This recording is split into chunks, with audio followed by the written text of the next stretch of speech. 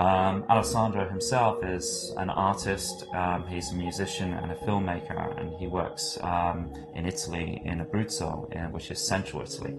And last year, I was over in Italy, and we were talking about the idea of doing something together. And Alessandro did have an idea for a film. The idea came out of the earthquake in L'Aquila, which is the capital city of his region, which was hit by a major quake, and it completely devastated the town. He was deeply kind of moved by the experience. Coupled with that, he was suffering a migraine, and he felt this kind of dislocation and this kind of hyper-reality feeling while walking down Central Road in the old city. This experience, this kind of almost kind of surrealist experience for himself, kind of connected with the idea of earthquakes and the idea of the collective conscious and the idea of cities being a living thing and a living character. And that kind of, from there on, he started doing some research, and he discovered images of the catfish, which is the Jishin Namazu from Japanese mythology. And with those ideas, together with his own imagination, he started working on a storyline which turned into Edenism.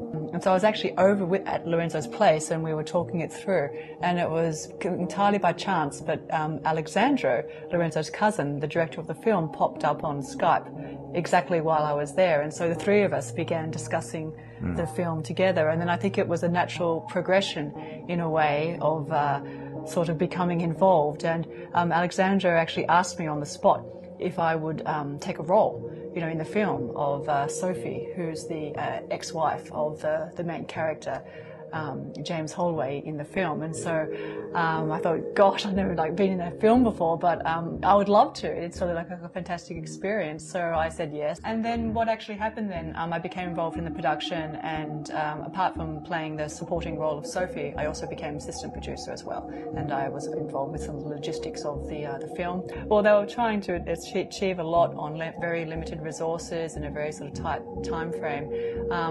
And they also used my apartment, and my building itself and the surroundings around where I live is actually, the river as well, is actually used a lot in the film. When Alessandro wrote the initial screenplay, I mean, we were reading through it, and I was thinking, wow, we got a lot of different locations all over Tokyo here. It's going to be... We were actually worried how we were going to do some of these things. Yeah? Somehow we managed. We're talking mythical creatures and earthquakes.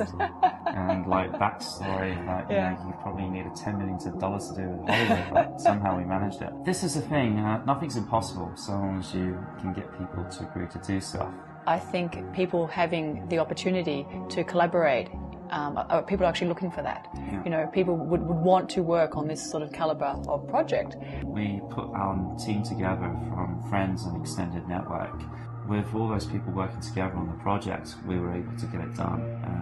But I think it really is testament to the power of, like, you've got to get out there and meet people and connect with people. And I think Tokyo's a great place to do that.